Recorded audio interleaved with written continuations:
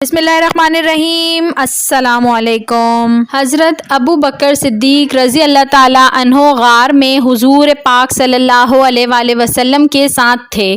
جب سخت پیاس لگی تو انہوں نے نبی کریم صلی اللہ علیہ وآلہ وسلم سے عرض کی۔ آپ صلی اللہ علیہ وآلہ وسلم نے فرمایا، غار میں اندر تک جاؤ اور پانی پی آؤ۔ حضرت ابو بکر صدیق رضی اللہ تعالیٰ عنہ فرماتے ہیں، میں اندر گیا اور دودھ سے زیادہ سفید، شہد سے زیادہ میٹھا اور مشک سے زیادہ خوشبودار پانی پی کر آیا۔ آپ صلی اللہ علیہ وآلہ وسلم نے فرمایا، پی آئے؟ عرض کیا، جی۔ حضور اکرم صلی اللہ علیہ وآلہ وسلم نے فرمایا، ابو بکر تمہیں بشارت نہ دوں؟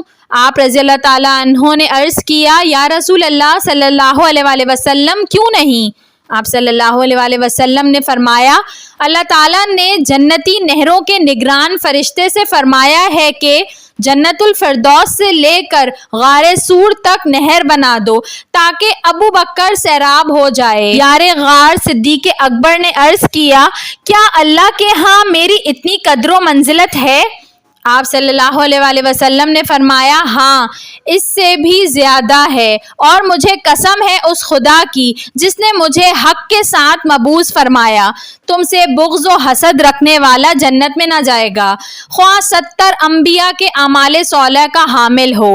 اسے حضرت عبداللہ رضی اللہ تعالیٰ عنہ نے روایت کیا ہے۔ سیدنا کریم صلی اللہ علیہ وآلہ وسلم۔